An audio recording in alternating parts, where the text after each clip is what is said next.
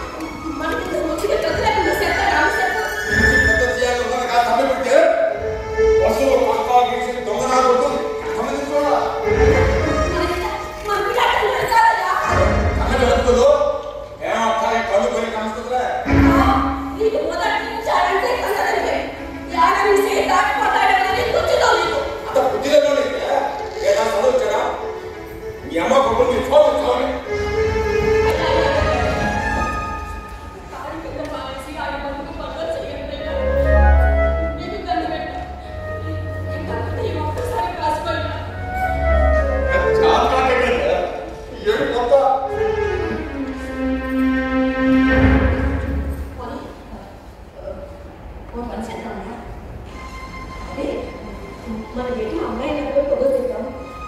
అది అమ్మేస్తే ఉమ్మేస్తారే అల్లుడు ఎవరు ఉమ్మేస్తారు. ఇప్పటికే చాటు మక్కలు ఉమ్మేసిపోతున్నారు.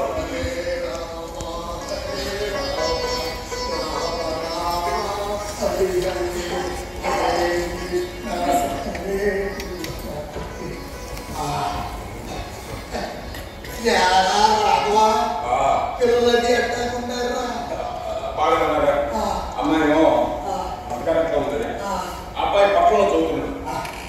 కొడుకుని సరించి మంచి పని చేస్తున్నావురా. ఆ వ్యవసాయాన్ని నమ్ముకొని పలికే రోజు పోయి అసలు రైతన్నా వ్యవసాయం అన్నా పూర్తిగా వ్యక్తాలైపోయింది. ఒకప్పుడు ఒట్లు పుట్లు పుట్లు కొద్ది పండించినవాడు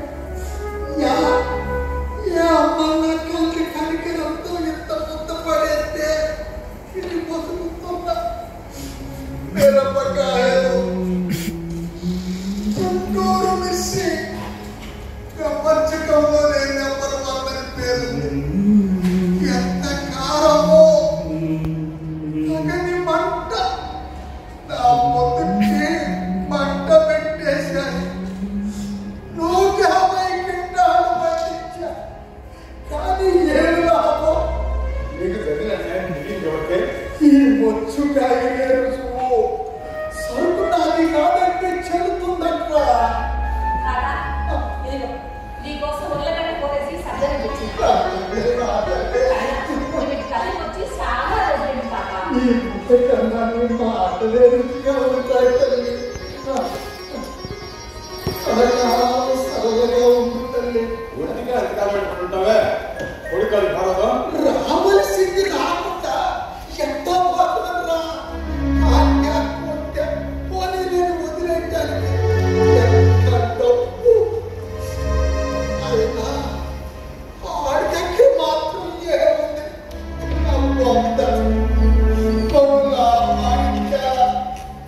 కన్న తండ్రిగా వాడికి ఏ దారి చూపించలేకపోయా.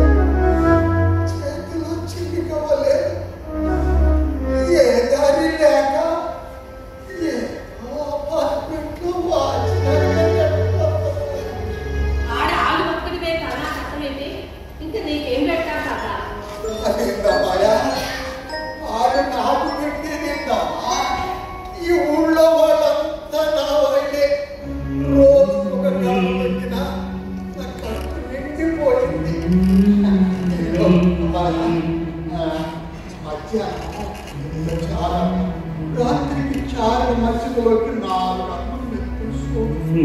అదెంత పని? అట్లే హరే రామ హరే రామ రామ రామ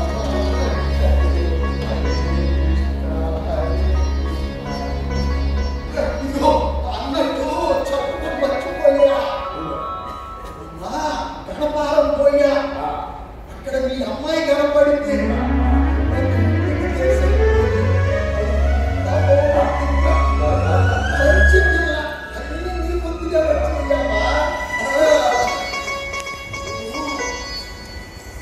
అమ్మాయికి ఇచ్చిన బంగారం తాకట్టు పెట్టారంటగా.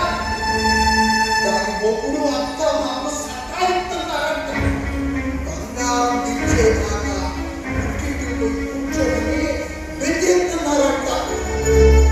వాళ్ళకి మీకు మధ్య ఏమి చెప్పలేక నలిగిపోతుందని సత్య సావచ్చిందని